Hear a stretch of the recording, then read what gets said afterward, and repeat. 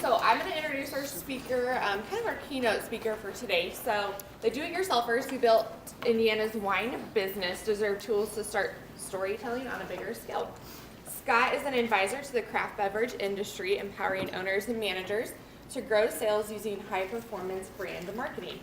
His passion for craft is contagious, having worked with wine, spirits, and beer, both on the communication and production sides, including his time as an assistant brewer. Learn the best practices for standing out in a crowded market using digital, social, public relations, events, and storytelling channels. Enter with an open mind about marketing as an asset to leave ready to immediately expand the capabilities of your internal teams and grow your business. Scott. Thank you very much. Good morning. Can everybody hear me okay? I don't like to use the microphone. So if you can't hear me or you need me to speak up, please just give me one of these. So we're going to start off the presentation grounded in some facts. Facts like these two ladies would love to talk about your brand if you can get them to visit your property. This store owner could promote your brand to his customers if you've got shelf space and a good relationship with them. This consumer doesn't want to hear the same old story from you. He's bored. Now, I want to talk about this a little bit because I don't like to use the word millennial. Millennial seems trite to me. But everybody uses it because it's very easy to label a 21 to 36 or 38-year-old as a millennial, somebody with common behaviors, somebody who has been stereotyped in the past as lazy. I don't believe any of that. I think they are shaping industries like wine, beer, and spirits, and we have to listen because they're a new customer. Now, this isn't an entire presentation about millennials, but I bring it up because you see it in the headlines every single day. Headlines like this: how to make a millennial feel cozy. What we're talking about is functional beverages. Functional beverages are blowing up. Everybody sees that. Whiskey, tequila, they're seeing gains from millennials who see whiskey and tequila as interesting. Health risks, some of the millennials are saying, you know what, I just don't want to drink, period. We're seeing that trend, which is kind of scary for us, right? Is wine even in their conversation? Sometimes not. And then this from the Unified Wine and Grape Symposium, right? Headline saying wine and sex off the millennial menu. This is really concerning for us.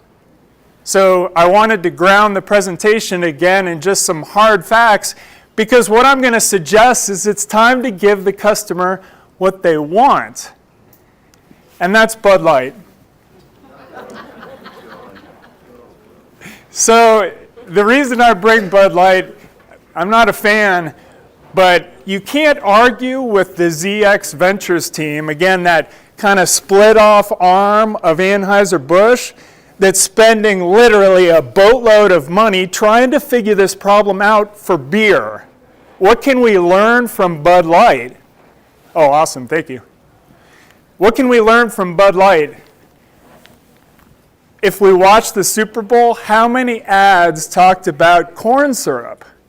So they're trying to differentiate themselves. They're tired of trying to stand out from the crowd on the historical message of Anheuser-Busch and Budweiser.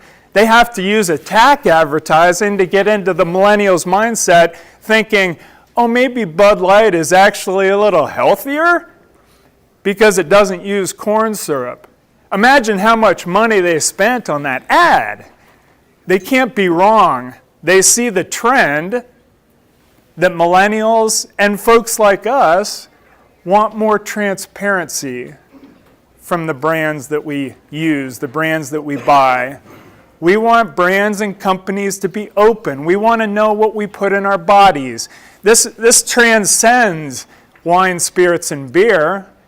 We're talking about whole foods and that whole revolution. We're talking about folks like Bud Light who, again, are spending millions on research on what the millennial is looking for in a marketing campaign. And so what I'm suggesting to you today is that we just have to think about marketing differently. We can learn from a Bud Light. The example, again, being a good one, that they'll actually put the nutritional information on the packaging. That's something you just don't see. Katie introduced me. Happy to be here today. I had some experience with some companies in the past that were a lot of fun, and it's helped to shape who I am today and really the presentation that I'm going to give you. I've worked in the spirits business. I worked at Sierra Nevada. I worked for Oakleaf for a little bit. I was an assistant brewer at BJ's. I worked in marketing there as well as some time in tech. And I also worked for Terlato Wine Group out of Chicago. And I loved my time there. I got to work with some of the most influential brands in the world. And what I found was it doesn't matter the size. The commonality is that winemakers love what they do. They're passionate about putting something in front of a customer that they will love. And what I got out of that is, how can I help market that? How can I help tell that story differently so that I can get something like a Chimney Rock or a Santa Margarita Pinot Grigio, which obviously blew up? How can I get that in front of new customers? It's one thing to have a base of people who love you. You've got people who visit your tasting rooms once a week, once a month. They're always there for trivia night. They like to see the band that plays. That's great, but there's going to be a point in time when they stop visiting. And all I'm suggesting to you, again, look at marketing a little differently so we can try and find the next group of customers. They're going to be sitting there at the tasting room table. So I work for a company called Market Your Craft, and we're a bunch of marketers, researchers, graphic designers, package designers, all around the United States that formed a group, a virtual agency that just helps people stand out. Small to mid-sized folks, people who are looking to expand their presence, and we do it for wineries, distilleries, and craft breweries, and it's a lot of fun. Plus I get to speak to you folks. What we really try to do is give your teams the tools, because like Katie said in my bio, it's do it yourself. There's so few people who have the marketing discipline internally, who have the relationships with the agencies outside. A lot of you are doing it yourselves. And so what we do is try and give you the tools to do that, try and advise you on that and the best practices to do so. Driving tasting room traffic, because we know that that's an issue. Increasing customer engagement. We start to talk a little bit about social media and other forms of marketing that you've probably been playing with, and you may have some good traction. There are definitely some brands here that I've seen that have got good following. However, how could we increase that? How could we make it more strategic? How can we make it work for you? And then capturing new sales and new customers. And the handouts were just meant to be leave-behinds, but what we're going to walk through today is going to correspond with some of those sheets. And if you don't have some of the aspects of this sheet for your own winery, your own business, then you can be filling that out during the presentation, after the presentation, and you'll basically leave with a tool that you can use to take back to your teams and start marketing your wine brand a little differently, your mead or your cider.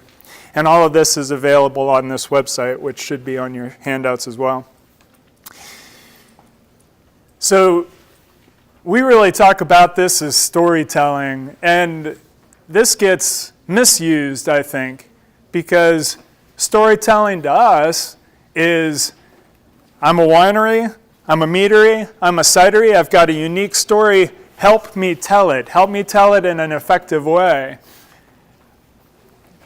A lot of times we skip what I'm going to walk through today, and I just want to ground us in it. I want us to take a step back to when you first opened up your winery. That vision that you had with your family, with your business partners, with the winemaker. How has that played out since? Has it changed? Some of these fundamentals that we're going to talk about, like the origin story, a mission statement, the vision for your winery, the business that you're in, you're going to say, oh, I'm in the wine business. Well, it's deeper than that. What are you really trying to give your customers? Because they're not just looking for a commoditized product. They're looking for an experience and a moment. Can you give that to them? And then your story. So a lot of folks just skip right to the story. And sometimes that works. But what the new consumer is looking for, I would suggest, is deeper than just the ad campaign. It has to do with who you are as a company, what you stand for.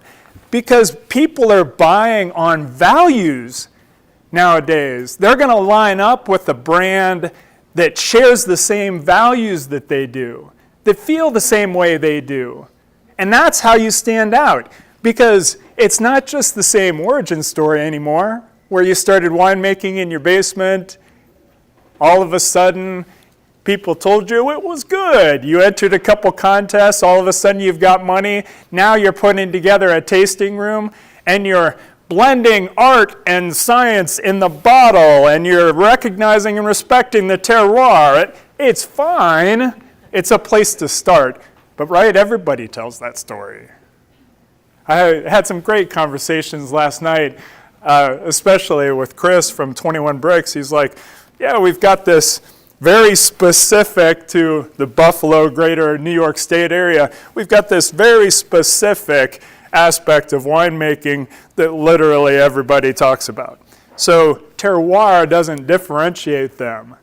Their branding and their story differentiates them. Everybody tracking with me? Volume okay? Good? Okay. So we're going to start with the origin, and this is the easiest. It's kind of the low-hanging fruit for us. And what you're going to see, and I hope everybody's okay with this, the team at Market Your Craft researched all the association wineries, and so you're going to see some different examples in here that are going to come close to home. Not trying to be critical. Actually, I'm trying to elevate and celebrate these brands because they're best practice in this area. So, started making wine in my basement.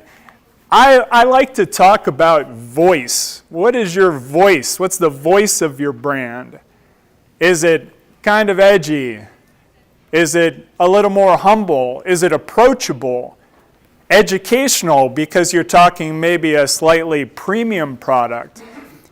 If you take a look at who you are as a brand, you're going to start answering these questions like, well, how did I get started? What aspects of my origin story do people want to hear? What makes it different from, again, my neighbor down the street? A couple great examples of this. One outside the industry is Red Bull. Everybody's familiar, but you might not necessarily know the origin story. So what happened was the owner, Dietrich, he was flying home from Germany, and he had a local drink which helped him cure his jet lag. He then went on to make a proposition to the current owner of that drink. They elevated it. They completely created a category. And now you obviously see where Red Bull is. But this is kind of that mythical origin story. It's the story that everybody talks about. It's kind of that edgy Red Bull. Well, where did that come from? What's it mean? They have a business advantage that no other enhanced sports drink, whatever category they find themselves in today, they've got a business advantage that very few other people do because they've got this deep-rooted story, and they own it. They lean into it, all of their marketing, all of their engagements, and you see how it plays out in their events and their branding. I just realized that I'm probably always standing in front of you folks. I apologize about that. So, Red Bull. How about a more specific local example? Huber's. Now, they do a great job with their origin story.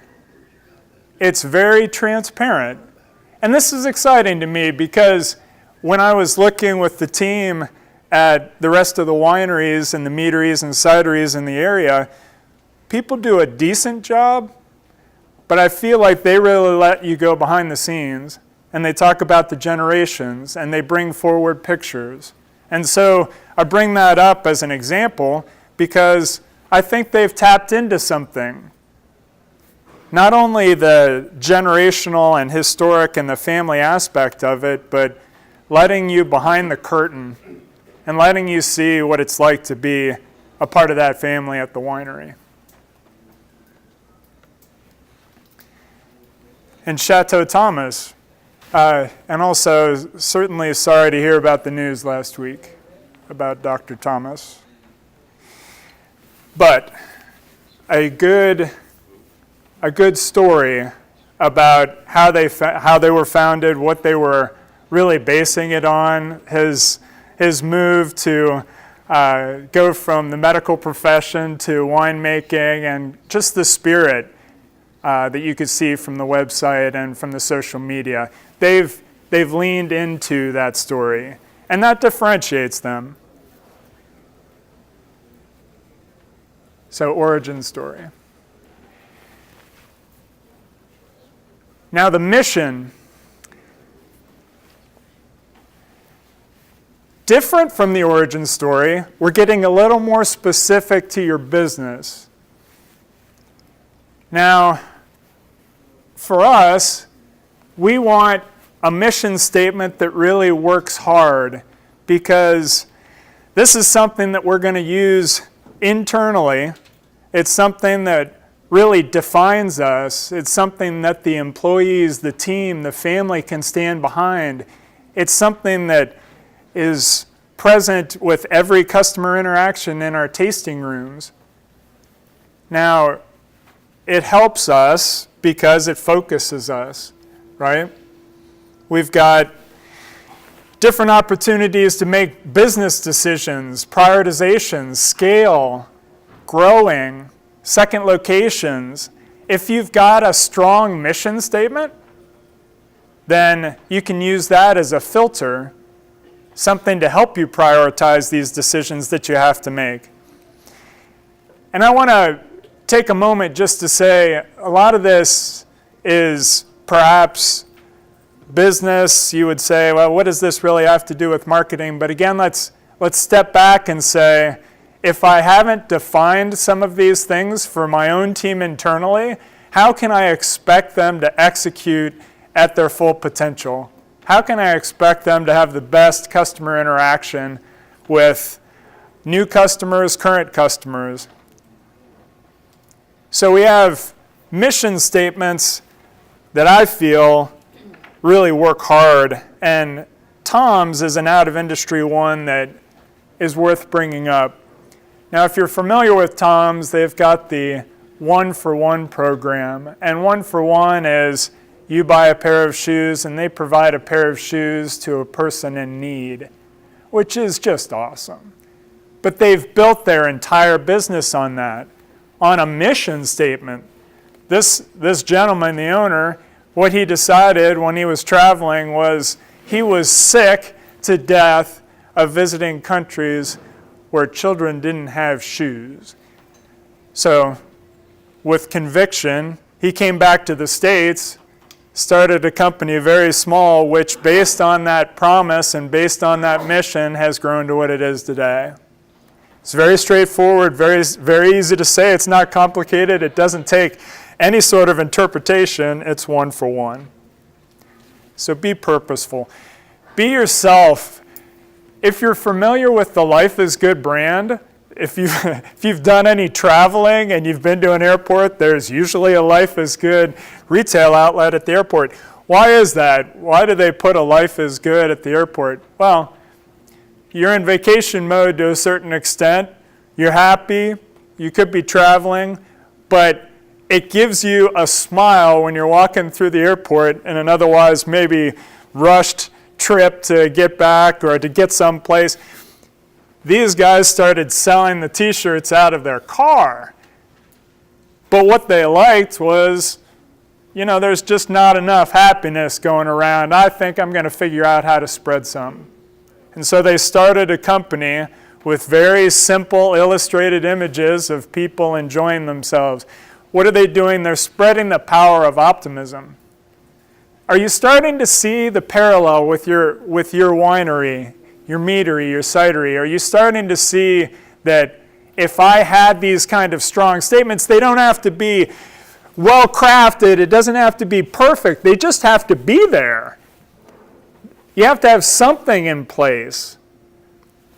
It's not good enough anymore to just exist as a winery. Consumers are looking to see that you have this kind of backbone.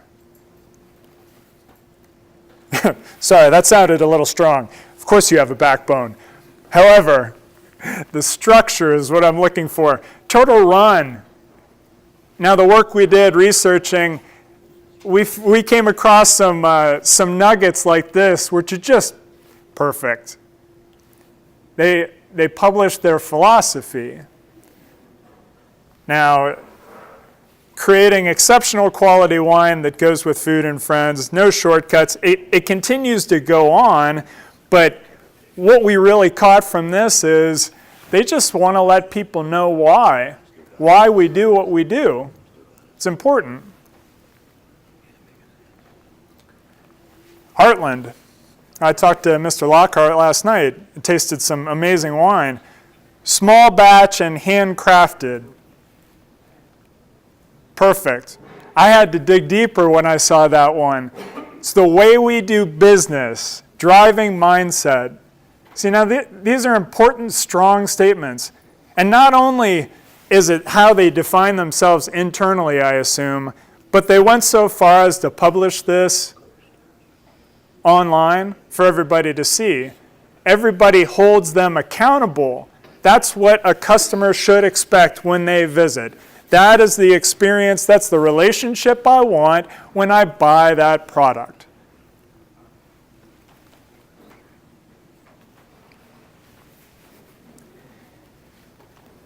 Vision.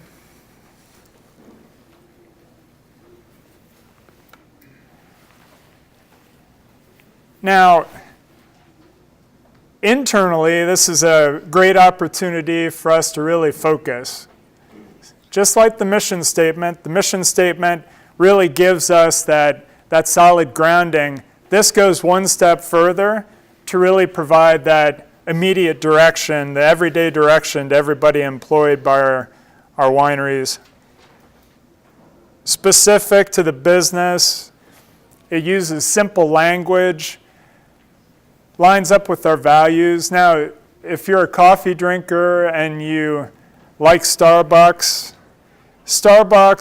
does it just about as well as anybody.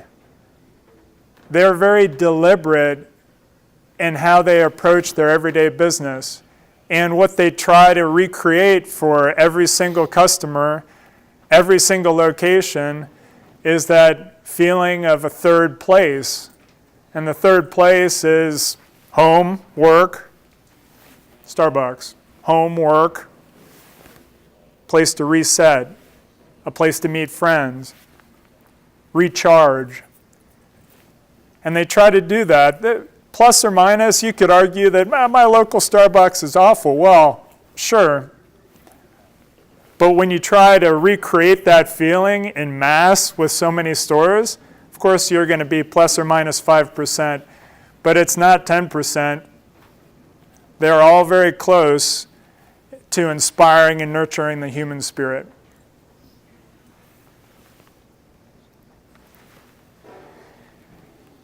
If you've ever bought from Zappos, you're going to appreciate this example because they are extremely customer focused. That's just what they do. That's how they've built their business.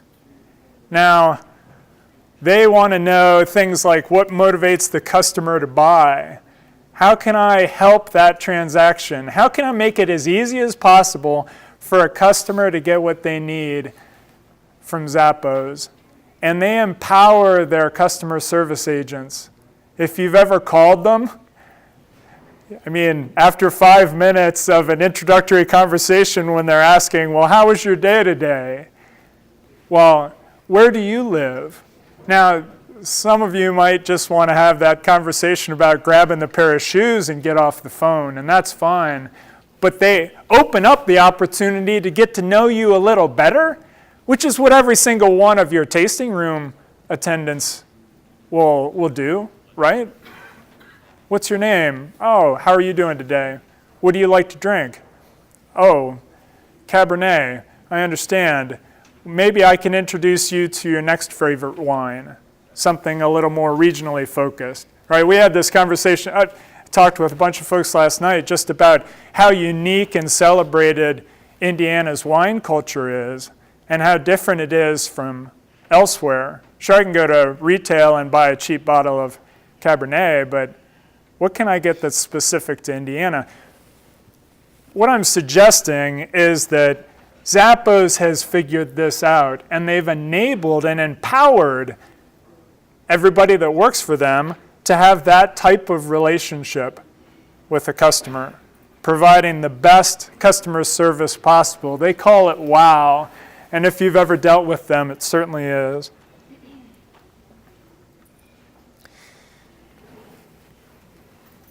Great example here locally. Work hard and play harder. Sometimes we get a little loud. This is just honest. And I should have said this, but the entire presentation is going to be available up online too. So if you're taking photos, happy to do it, but you'll have it online as well. We work hard and play harder. It's just fun, right? You're inviting people inside. You're letting them know what it's like to work for the Lanthier Winery. And the fact that it's family. Now, a lot of folks tell the family story. It's part of the origin. I get it. Feel like this one goes a little further. Team really liked this one. So we're getting into the most visible, in my opinion, and sometimes the most confusing, defining your business. Now, I brought this example up earlier because you might say we're in the wine business or we make meads. Now, if Sierra Nevada, which is a previous employer of mine, if they just stopped at we're creating beer, they wouldn't have grown to what they are today. They defined a category. Many would argue they helped shape craft as we know it in the late 70s and early 80s as being one of a handful of innovators that wanted to do beer differently. They were tired, just tired of the same old lager. Why don't we bring some hops into the equation, which, again, revolutionary at the time, defined a category, defined a movement, and to this day, Ken Grossman, the owner, is one of the most humble and brilliant men I know. So, what I would suggest to you is that wine making, mead making, cider making is just the tip of the iceberg as to what your business is, what you're really delivering to your customers? And so can you go one step further? Can you ask your team, what do we really want to deliver? What is the product or service beyond just what's in the bottle? What's the experience that I want to give at the tasting room? Have you taken the time, and maybe you have you taken the time to set the expectations for your team? What does a customer interaction look like? How do you want them to leave? If you give them this special moment at the tasting room, you know they're going to share it with their friends. They will be ambassadors for you. It comes back to bringing in new customers. So take the time, I would suggest, to ask and answer some of these questions.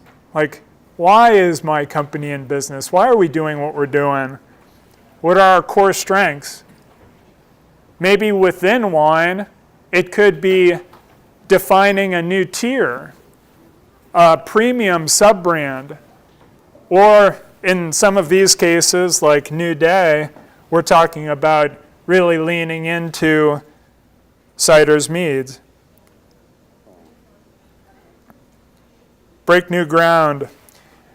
So again, if you have the opportunity to really own a category, which is difficult in the business for sure, but still possible, there's still innovation out there, then you have that first mover advantage. Now, I bring this up, and you've seen this. This is a company, a new startup out of Denver, and they've got single-serve bottles, and they've been getting a lot of press recently. And I've talked with even some folks last night who are putting in canning lines, or they're renting mobile canners, and we're not scared of this anymore. Beer was scared of it because it imparts a tin and an aluminum taste, and it's not beer the way it was meant to be drunk. Well, now wineries are saying the same thing. Well, I'm acknowledging that customers are looking for a package and a single serving where I don't have to waste half of a bottle because I drink one or two glasses over 1 or 2 days, and over time it degrades.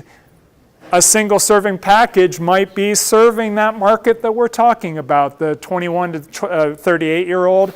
It might be serving everyone. If you're talking about wine in a can, it's here. People are consuming that way. It's not a prestige thing. It's not a premium thing. I'm not arguing for cans. I'm arguing the point that sometimes we have to put our pride a little bit to the side, and we have to recognize that the consumers are going to keep us alive, and if they're no longer buying the way we're selling, we have to change. We can't expect them to change. Fad or future? Combination maybe of both, but probably closer to the future. So, New Day, great example. They are leaning into meads and ciders, which I love. Now, again, it's niche to a certain extent. You could argue that new consumers are looking for something interesting. Meads, ciders are definitely interesting. Now, does it offer all the different varietals and the different complex flavor profiles and 50 different descriptors to talk? Maybe not. But that might not be what they're looking for. They're looking for a new story. They're looking for a new experience, something that they can share with their friends, and mead and ciders are delivering that. So good on them for leaning into it. And then the last one, again, a lot of producers go straight to the brand story because for them it feels like advertising. It feels like marketing. You have the product, now all of a sudden you have to sell it. It's like checking a box. So we're going to come up with the campaign slogan, and that's what we're going to hashtag in social, and If we sponsor an event, we'll have a standee and it'll say that. That's my brand story. Again, if you've been tracking with me, we suggest that the brand story is the combination of all of these things. And all of these things really inform the brand story. Because if the brand story is the most visible aspect of your business to a new customer who has never visited your tasting room before, what are you going to tell them? You want aspects of all of this to be present because that's the transparency that they're looking for. Brand story. The team calls it telling a narrative, and you can understand that. It's that short paragraph that really defines who you are in customer terms. Something you can stand behind, something you can rally behind. There are a number of different ways that you can approach it. You can take any of these, but you could take a look at problems that exist in the industry. Well, this particular market is underserved. Or, you know what, this style of wine is really not getting the attention that it deserves. We can do it well. We're going to do it better. We're going to lean into that. We're going to understand what the problem with the industry is. We're going to address that head on. You could be the underdog. You know, it's kind of the Avis we try harder, to use an out-of-industry example. Leaning into that's also a position. It's a brand story. Sure, there's a huge winery that's in the area. However, we're going to work harder to earn your business, and here's how. Having visible founders. This works to a certain extent. Ken Grossman, we talked about at Sierra Nevada for a beer example, but your winemakers are celebrities in Indiana.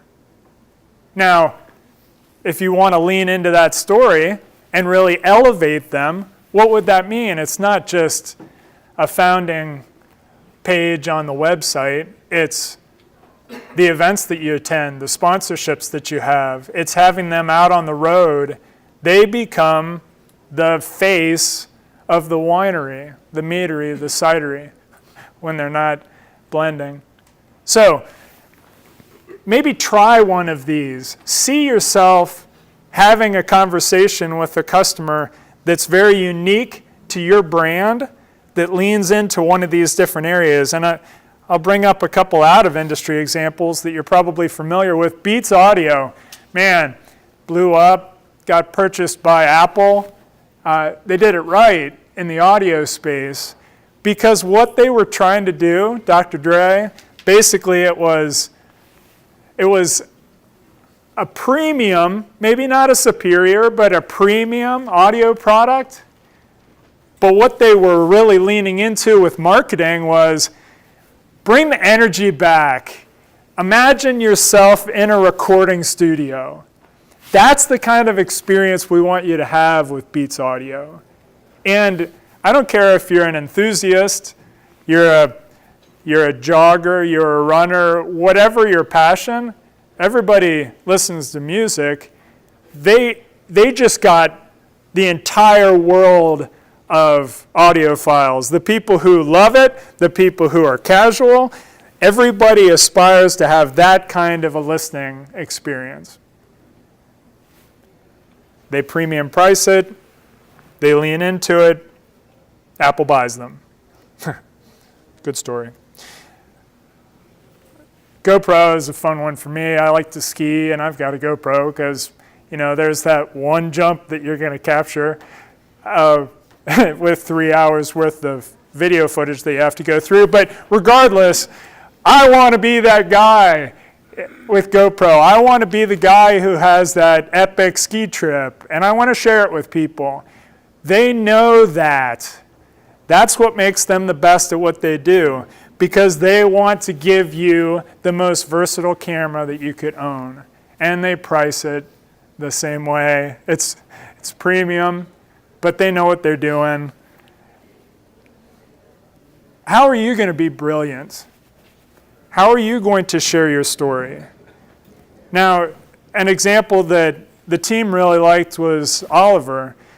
Now, they really, for us not being able to go behind the scenes and see mission statements or the inner workings of the office, we extrapolated from what we could see on the website and social and other forms of marketing. We saw a brand story that had aspects of what must be happening behind the scenes, mission-wise, vision-wise. Their articulation of it was very clear in the marketing that we did see. Life is sweet. And they go on to talk about the experience that they want, the people that they serve, what their belief structure is. Now, everybody's a marketer. I get it. But as a consumer, not knowing anything more about the industry, I mean, I'm interested in that. If I were to compare that to 80 other wineries, you bet that I'm going to have that on the short list of ones that I'm going to try and go to, or at least I'm going to pay attention to. Brand stories are important, and it's really the culmination of the hard work that you do getting to it. So this is just an example. Like I said, the team really wanted to be well prepared to help you folks if we could. We did a study of every winery in the association, the meaderies and the cideries, and we really took a look at how they storytell with the very visible means. And if you're going to play along and see the next presentation that I give, we really get deeper into how the brand story plays out, how you can really be strategic with the media that you have control over to tell that story. And again, we feel that Oliver is telling a pretty good story, but what you'll see from the numbers is that they still have runway, they still have room to grow. It's not perfect. But what they do have is momentum, and they've got a good start.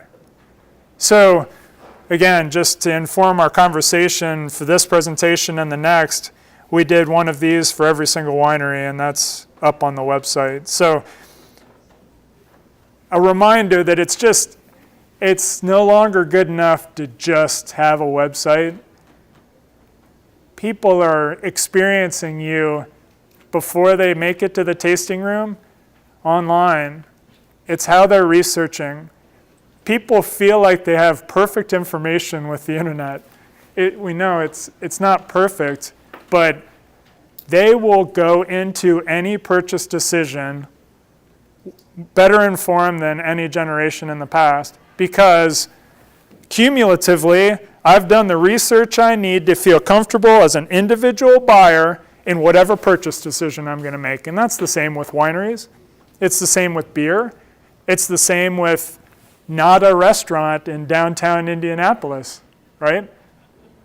We did research to find the right restaurant for us last night. Boy, it paid off. So, go deeper. It has to be bigger than just a website. Understand what story you're telling. Customers need the tools to evaluate your brand. Give them the tools they need. Give them the stories. Give them the origin. Give them the mission. Connect them with the brand because they're buying on values. If you don't, again, they're going to look to the next one. And every single touch point, which we're going to talk about in the next presentation, every single touch point sends that message. So use it well. So today, we really talked in this first session about a high-performing brand story and how it's critical to the business. And if you don't have the makings of a brand story right now, take the time. The worksheet walks you through what we did online here. Take the time with your team. Take them to coffee. Take an hour out of your weekly meeting. Whatever it is, just dedicate some time to answering some of those questions, because it will literally inform the future of your business. And as you continue to grow and continue to look for more customers, those are the questions that need to be answered, in our opinion. And then we really want to thank the wineries, meaderies, and cideries that we called out in the presentation. Again, it was all in the best of spirits to really celebrate and elevate these brands as to being best practice examples for us. What we talked about was writing an impactful brand story.